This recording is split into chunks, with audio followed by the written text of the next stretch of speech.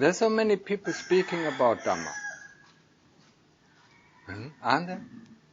Wherever we go, if it's a meditation center, or we're going in group, and he talks about this kind of enlightenment, or this kind of practice, and this kind of practice, and this is the way Buddhism is, or that is the way Buddhism is. They all know it. Seem to know it. But when you put your finger on it, there's nothing. Just hot air. Gone.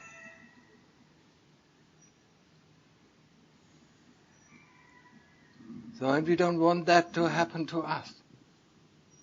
We just smile, If somebody really asks the question, what are you doing, of course, then we can answer. But don't convince others. The moment you convince, it doesn't matter if it is practice or if it is, if it is yoga or if you have to convince others that what you are doing is right, then what you are doing is wrong. You haven't a basis. You are not confident yourself. People need other people, to to feel assured that what they are doing is right. Huh? You need other people, to feel assured that, I'm doing right, because other people are doing the same thing. So if you see, then just let's take a bad example. If you see some people killing other people, then we think, that's great, let's go ahead and do it again. If they do it, we can do it. The same with stealing, or lying. They lie and then nobody really minds. Huh? They're stealing and nobody really minds, it's a whole group. If we get out of this group, then there's another group, who does a lot of good. Gives a lot, It's very generous. And we do that for a while.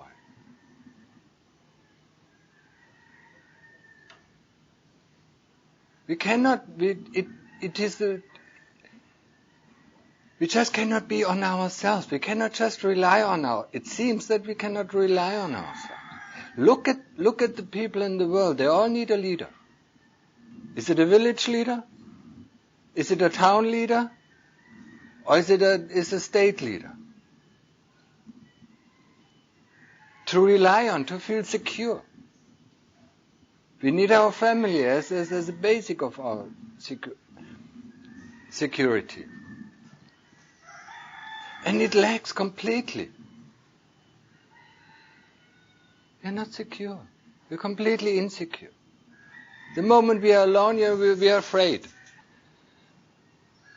And that's because out of the reason of feeling insecure. That's why we're looking for others. We're looking for a leader. Doesn't matter where he leads us, as long as he leads us. And if you remember very well, in the Second World War, the Germans were really led astray. They believed him and followed him with all their means and mights. And the same thing happens in the spiritual world. There are good leaders and there are bad leaders.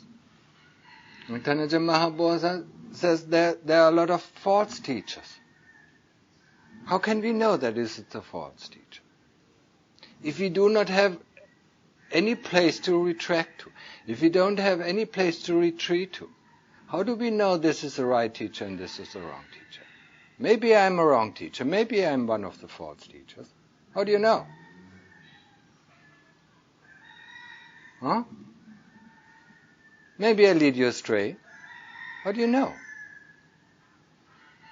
You can only know one way, as the Lord Buddha says, to distinguish. If that what a teacher says to you, and you follow it, and this will lead to wholesomeness, then you can trust this person. If that what he teaches, either you cannot reach or you cannot gain, or it doesn't lead to a wholesome state, then you should not follow him. It's a famous sutta of Kusala, the city of Kusala, where the people ask, the Lord Buddha, there are so many different teachers, who should we believe in? Who should we follow? And then the Lord Buddha said it in this way. And he said it, he didn't say, only my teaching is the one. Huh? He didn't say that. He wanted the people, to see for themselves, to be able to judge for themselves. And in the end, he said, you have to do the same thing with my teaching. Check it out. If it leads to wholesome states of mind, or if it leads to unwholesome state of mind. Or if it leads to the states of mind that I promise you, or not. That's how we can distinguish as more or less stupid people, what is good and what is not good. Stupid in the sense that we do not know the basis of our own being. That's what I call stupid. The more we are far from our own being, the more stupid we become. In other words, the more we are in our head and think about this, think about that, the more stupid we are. The more educated we are, the more stupid we get. Because the more we go away from what is really ourselves. And the practice that is taught here, or the practice that is taught by the Lord Buddha, is finding the source, finding ourselves. The moment we find ourselves, where's the problem? The whole world can stand on its head and say what we are doing is wrong. If we find our true self, what does it matter? What other people say?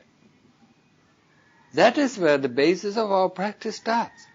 To find that resting place. To find that there is something that is beyond everything. The true nature of our citta. And you can find it, and it really is not that difficult. If you would put your attention to it. If you would put your mindfulness to it. Your awareness to it. And keep repeating the word Buddha, Buddha, Buddha, Buddha, Buddha. Until it drops into the state of Appana Samadhi. And then you would for the first time really experience your true self. And you don't have to ask anybody when you come out. And you're sure. You have never been more sure than after that experience.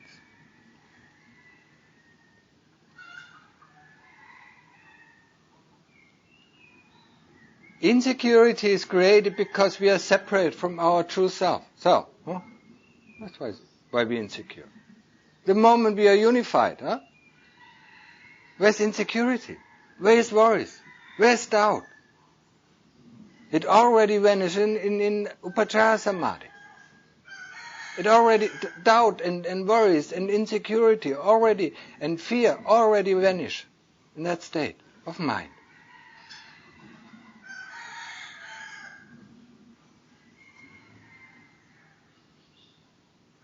But we might not yet understand the true nature of the citta. But the moment we come out, we feel insecure again.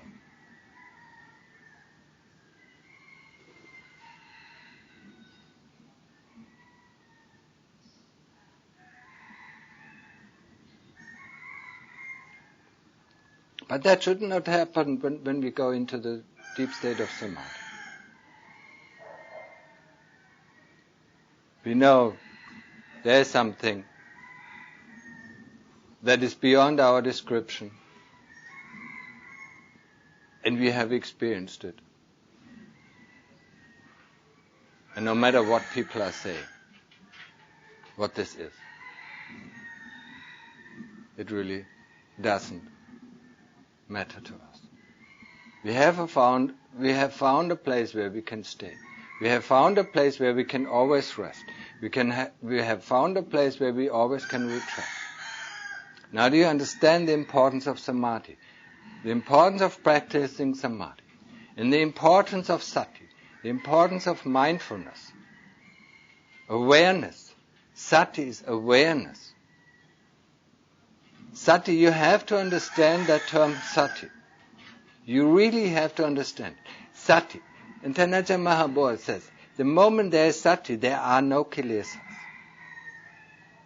Only if there is no sati, then the kilesas can grab hold of us.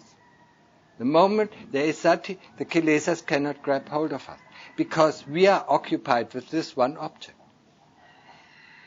When we are occupied with this one object, be it the breath, or be it the Buddha, or be it the body, or be it whatever it is, the kilesas cannot enter.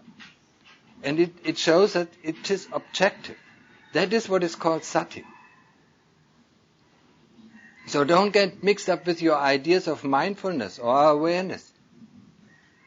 Just refer to that description of sati.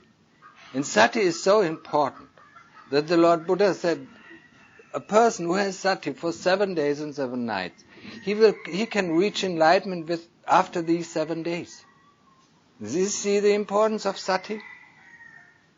It's this objective quality of the mind that just sees what is going in, what is going out, what is happening inside us.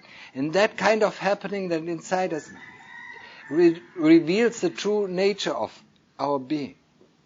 And that's why when somebody observes it for 7 days and 7 nights, you can get enlightened within that time. If our sati is not so strong, the Lord Buddha gives us 7 months or 7 years or 7 lifetimes.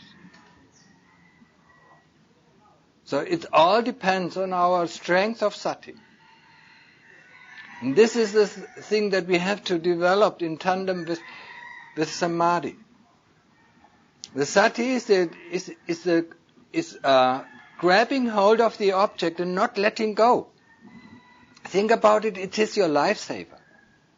The object of your attention is your lifesaver. You are in the midst of a vast ocean, up in the waves, high or low, and the only thing that you can grab that keeps you above the water level is that sati.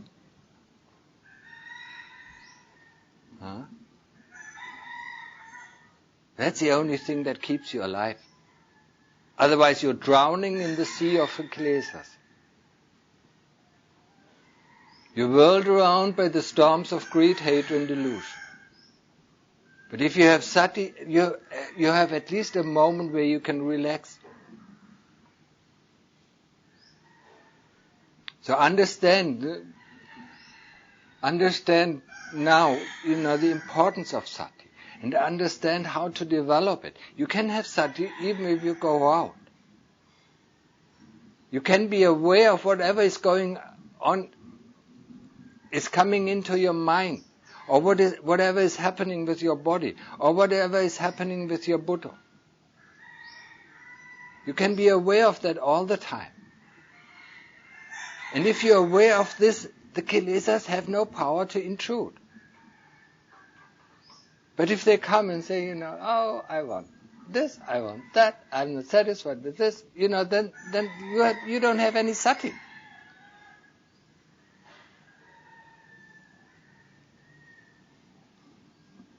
In Thai there's a nice idiom, sati satang. You don't have a penny worth of sati.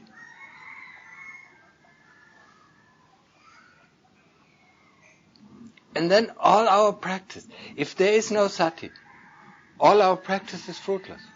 It's hopeless. It's useless. If we can't see, if we can't observe what is going on, what's the use of it? We've lived all our life, without sati. And the life goes on by itself. We just seem to function like a computer or like a robot. Whereas a program from the first day of its life, until the last day, until it explodes or until it gives up its functioning. That's it. It's a program that were installed in the moment we are born. So, and that is working itself through the lifetime of this robot. It doesn't need any sati. It just works, it just functions, depending on his program. And what is the program? It's karma. That's a program that leads that robot.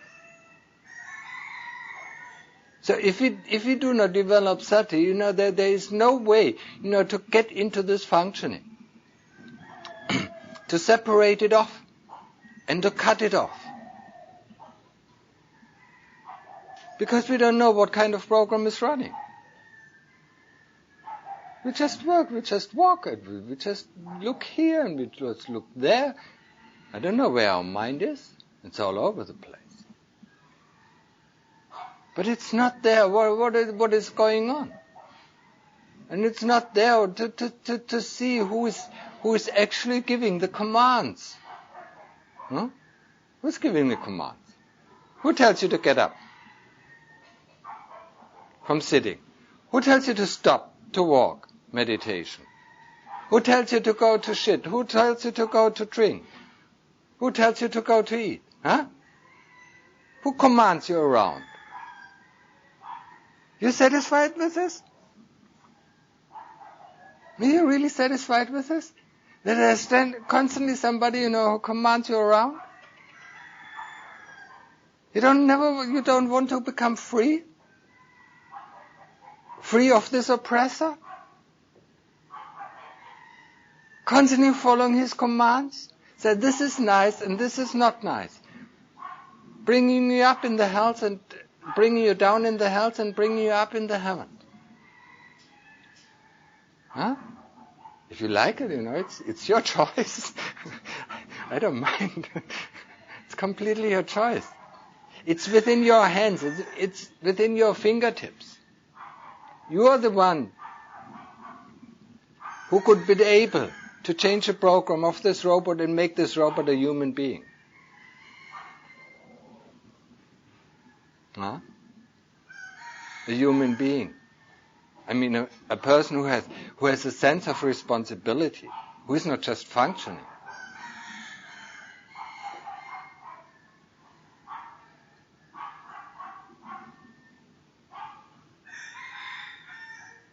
But we have to stop all these programs, or evaluate if these programs are working for our benefit or working for our destruction. You don't know what is going on. You just follow. Oh yeah, I'm tired. Yeah, okay, you follow this command. Now I want to eat, and then you follow this command. Now I want to shit, and follow this command. Now I want to do something. I want to see another town. You follow this command. Huh? Where's the end of it? No. There's no end. If you don't put an end to it, there's no end. You disobey the commander. It's difficult. Because the moment you disobey, he will create some dukkha. Very discomforting things. Very unpleasant things. And that's his way, It's like an animal. We are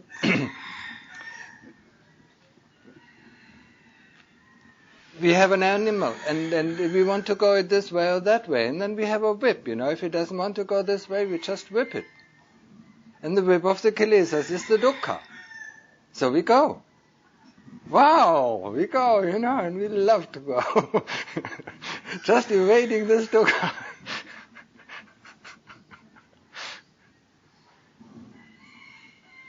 And whenever we are going the wrong way, in his terms, then he takes out the whip.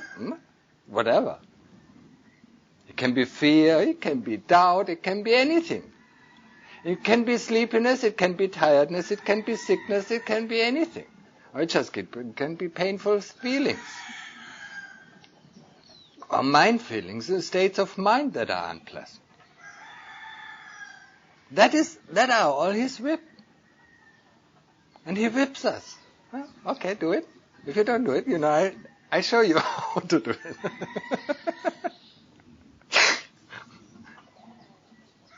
But people in the world are so satisfied with it, huh? But they actually have never thought about it.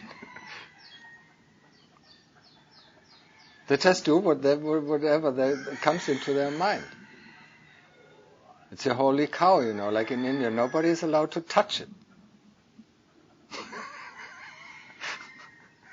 Even if it stands in the middle of the street and the cars cannot go and pass, nobody's allowed to. It's a holy cow. In our mind, it's just like this holy cow. Nobody's allowed to touch it. Oh, wow.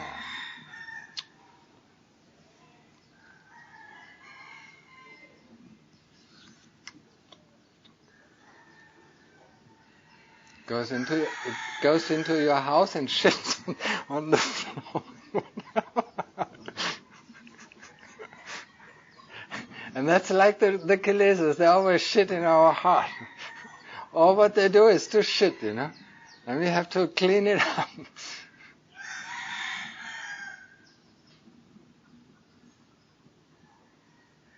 I don't know how to bring this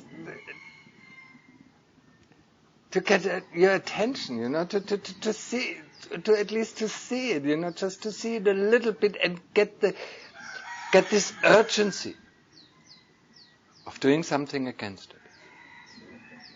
To seeing a little bit of this. Even if I say it just jokingly, because it is really a joke. When you see it from the other side of the mountain, it is a joke. But you're caught in that joke. And you can't see it's a joke. That's the most difficult thing. It's really a bad joke as well. Seeing, saying this to you, it's trying to create an urgency, to get rid of this command. Really. The urgency takes place in every moment, every step we take. Oh, do I have sati? No. Okay. Where's my sati? Where is it gone? When I walk to the sala, don't think about, in the morning when you walk, you all think about what kind of food is there today. What am I going to eat today? How much am I going to eat? The mind is completely occupied with the food that has not yet arrived. When you walk towards the sala, then you walk. You have sati when you walk. You're aware of the Buddha, or you're aware of the breath, or you're aware of the movements of your body. And you don't look right and you don't look left. You just look ahead of you, just like you're doing walking meditation. You're not interested. And when you see that the mind goes out, is interested in this or that. When you're in the sala, you're not. When you're male, you look at the females. Why do you want to burn yourself? You're here to practice. When you go out in the world, I don't mind, if you look at the female. And if you look at the male, or a woman.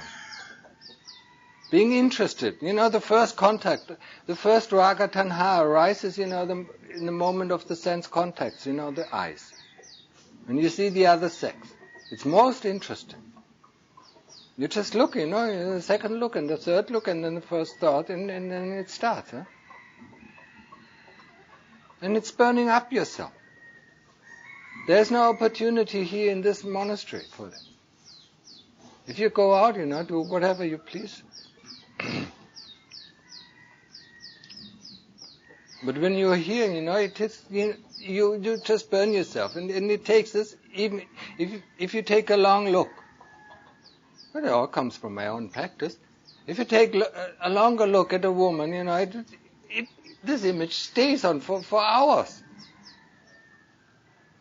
If she was interested. It stays on for hours, and then how do we get rid of it? The wanting, the grasping of this image stays on for hours.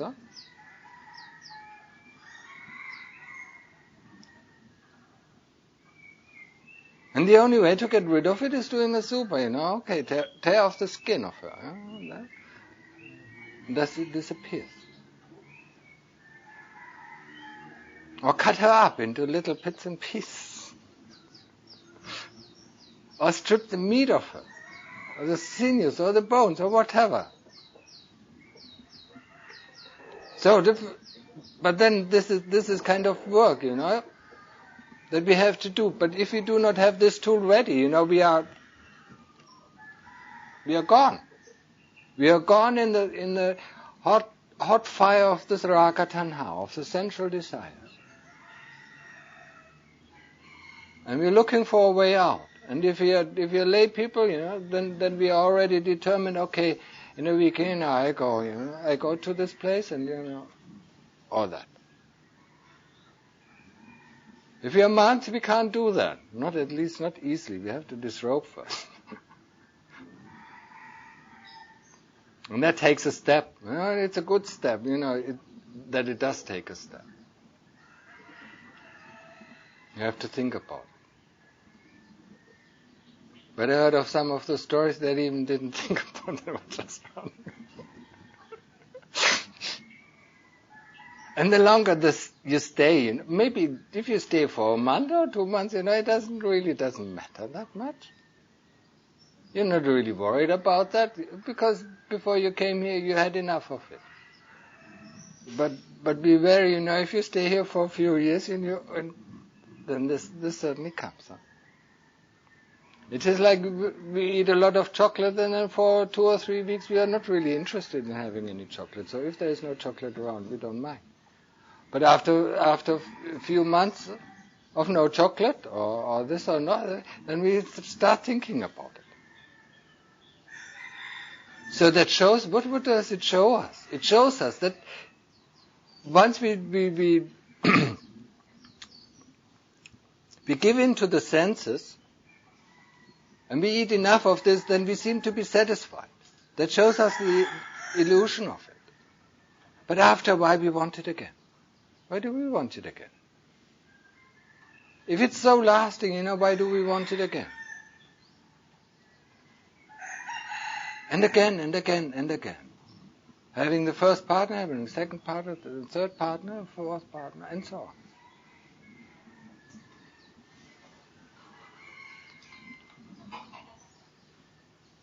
And how does the first partner differ from the second partner? It's a male or it's a female. It's the same organs.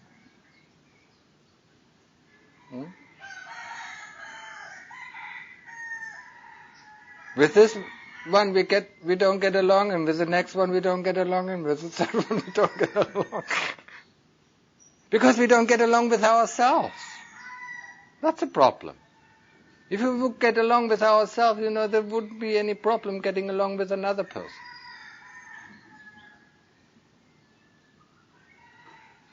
And it all leads back, closing the circle, back to our insecurity, to the basic feeling of insecurity. Based on this feeling of insecurity, we make so many mistakes, make so many wrong decisions. Just based on this sense of separateness, being separate from ourselves. So we're looking in other people, to fix that, to find a unity in a group of people who think alike, in a group of people who do alike. Human beings, or all kind of beings, cannot be alone on themselves. Most of them, they have to look for a group. For feeling secure, for completing their lack of separateness. When we are together with two, we don't feel so separated. That's the most reason why we want to have somebody.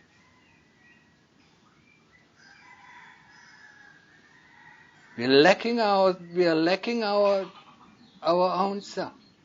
We are separate from our own self, and we try to retrieve it, finding somebody, a partner, mostly of the opposite sex, that we live with, we'll share with, we do everything with. And that gives us the illusion that we are not separated anymore.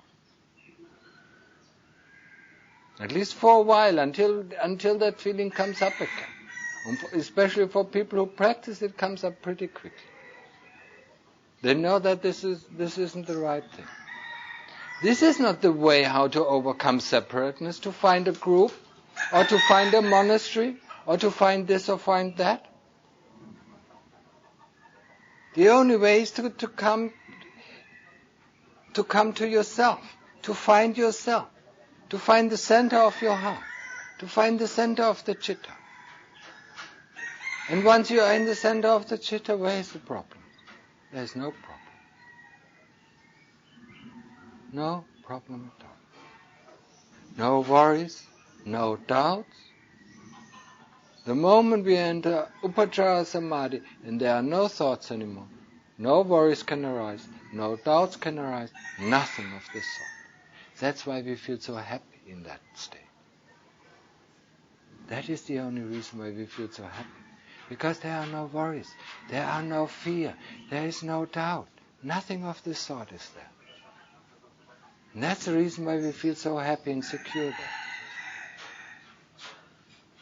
And once we enter Appana Samadhi, then we feel completely holy. Holy in the sense spelled with an H or spelled with a WH. It means the same thing.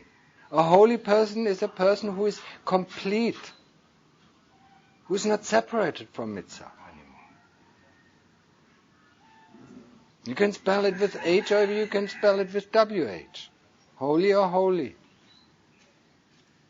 It's the same meaning. It stems from the same word. Being whole. And a person who is whole, what does he need? Nothing.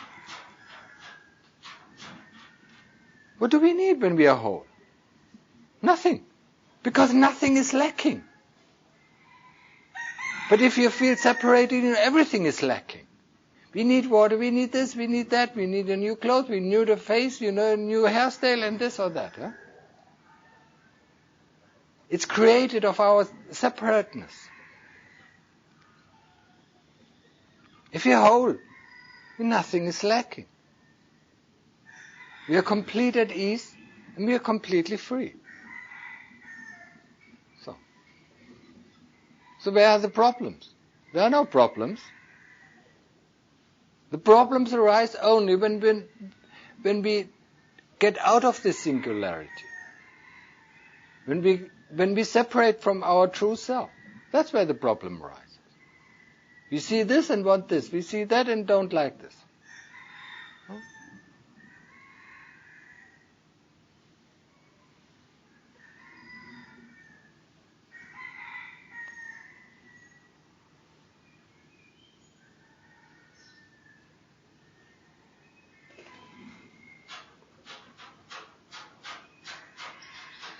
We're feeling insecure all the time. So once you see this feeling of feeling insecure, then look at it. Just stay with it. And find its source. Because that feeling makes us going in so many things, so very wrong. It makes us teaching or preaching to others that what we are doing is good. Just to convince others. If we can convince others, then we feel secure. If we can't convince them, then we feel even more insecure. And then we even might give up practice. Just imagine, being in a completely spiritual, hostile environment. In the end, you will subdue to the pressure of the group. If you're not strong enough, if you don't have a sense of fighting spirit, then you will subdue. And it will also happen in other, even if you're in a spiritual community who thinks this way. After a while, you will subdue. You will think the same way. Because it's difficult to have a different opinion. You're the one who is criticized, and we don't want to be criticized. We want to be one of that group. And that's why we do so many things that are so completely off to our true nature. We want to be recognized by these people. Or we want to be recognized by our teacher. Or we want to be recognized by our friends. We want to be loved, accepted. And that's why we do so many strange things. Things that all lead to unwholesome states of mind. We buy presents for him, to get accepted. Or we do this for him to get accepted. Or we do that for him to get accepted.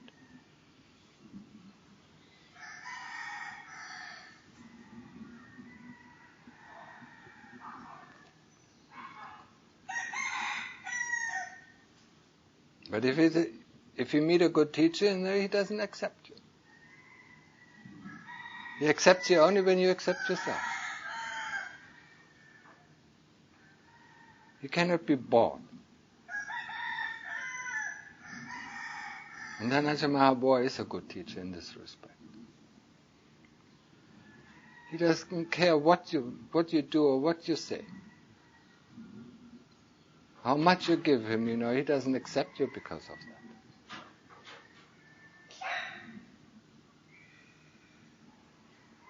He doesn't think that you're special because you do this or do that. Only if you do the right thing, do the practice in the correct way and manner. And you accept yourself, then he's accepting you.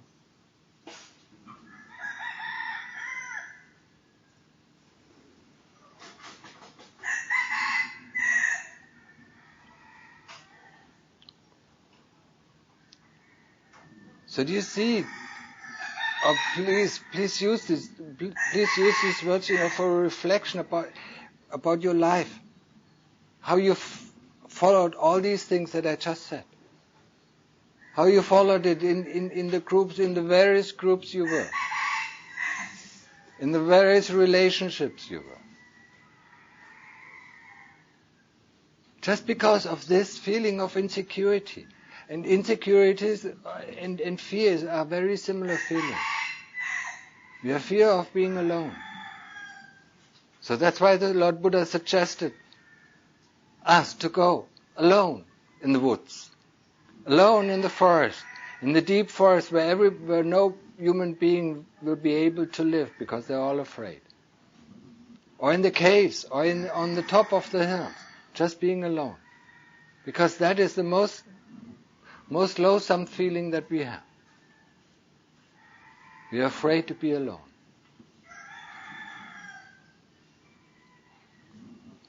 And we do so many things just because of this fear.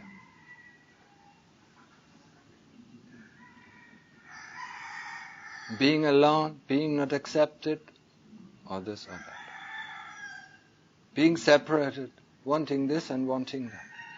Just use these words and reflect about your life a little bit and see how this pattern goes through from the first day you remember in this life until now.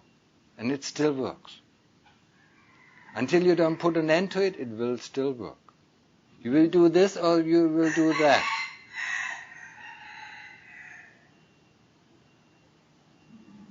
You might even want to ordain as a monk or as a mechi, out of this reason.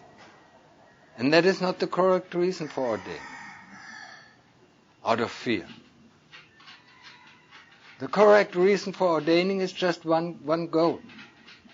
And that's why I say, get up your spirit of fighting. This one goal is Nibbana, freedom from this constant commander who commands us around. Says we should do this or we should do that. We shouldn't do this or we shouldn't do that. We should like this or we shouldn't like that. Getting free of that is the only purpose of our ordaining as a monk. Or being a mechi, becoming a mechi. No other reasons are valid. When we ordain, then we ordain for the spiritual goal. And the spiritual goal is Nibbana.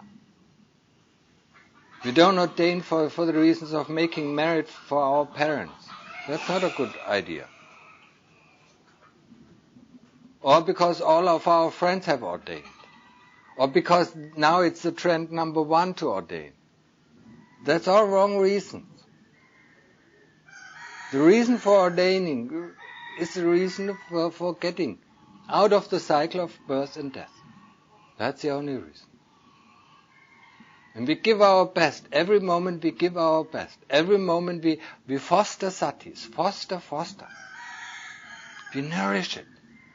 However we can do it. We have to think about ourselves how we can do it. To foster in every moment. In every activity. Even the activities we haven't even thought about it. Washing ourselves. Clothing ourselves. Getting up from sleep. To foster sati there. Eating, the most difficult thing. We only know the moment we are finished when our sati comes back to us. And in the time while eating, the kilesas have the complete rule of our body. They see, they smell, they eat. Isn't it? And sati is gone. The Dhamma is gone. It has to wait, When we eat too much, it has to wait for a long time to come back. Because after eating, then we feel sleepy. So the kilesas had a 100% victory this morning.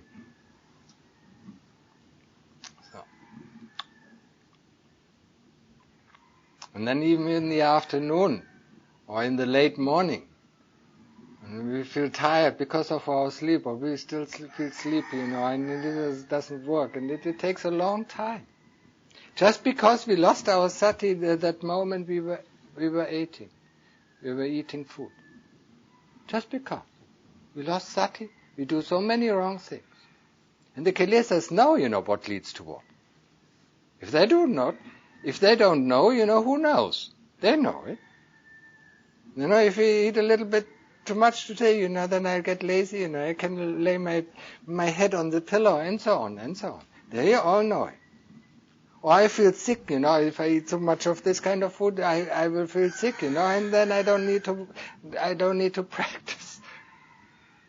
And I feel sorry for myself being so sick. I don't know. Today it seems to be quite funny. But that is the way the kilesas work.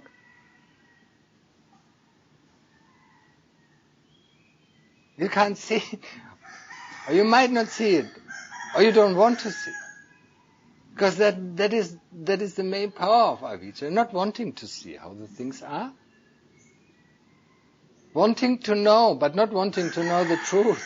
Wanting to know in their line. Whatever helps them. That's what they want to know. What feeds them. What supports them. That's what they want to know. They want to know how this universe was created. That feeds them.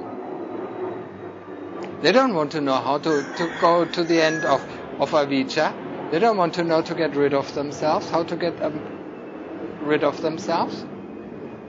They don't want to know this. They want to know everything else. It's a part of their play. It's the part of their game.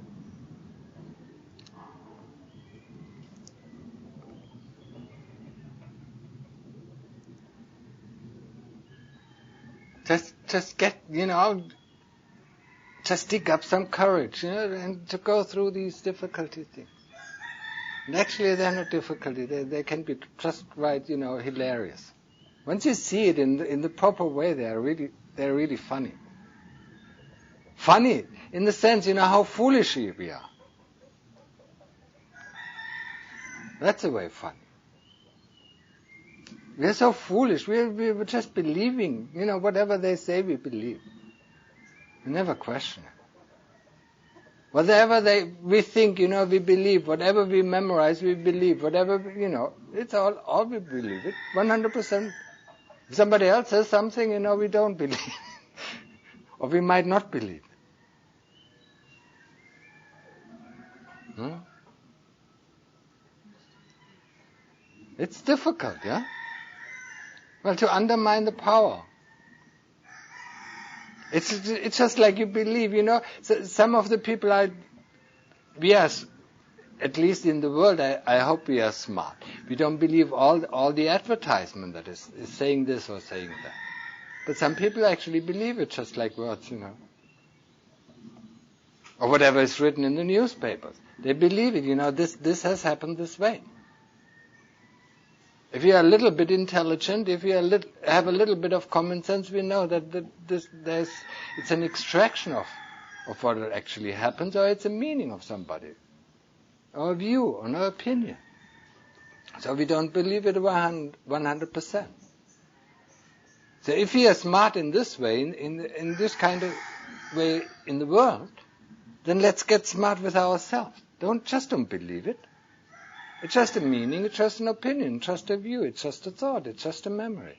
That's all what there is. There is a memory. So, you can either drop it or keep it up. There's a thought, you can keep it up or drop it. It's up to you. If somebody gives you some chocolate that you don't like, you give it away. If you like it, you eat it.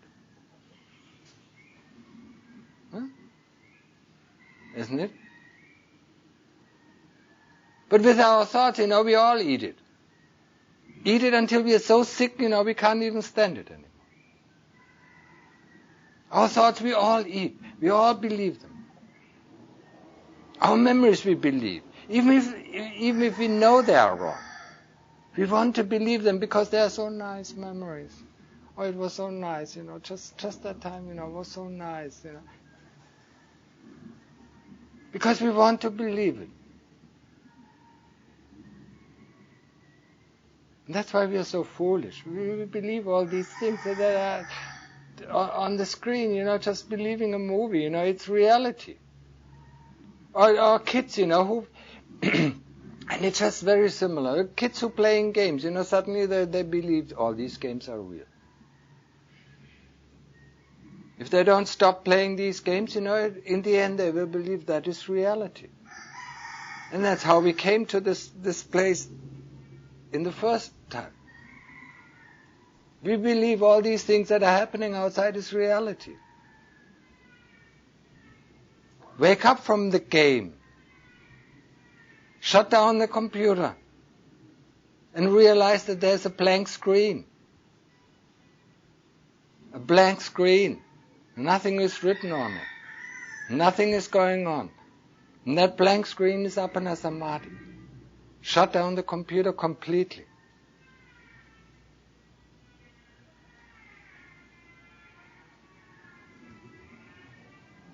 Okay, that's enough for today.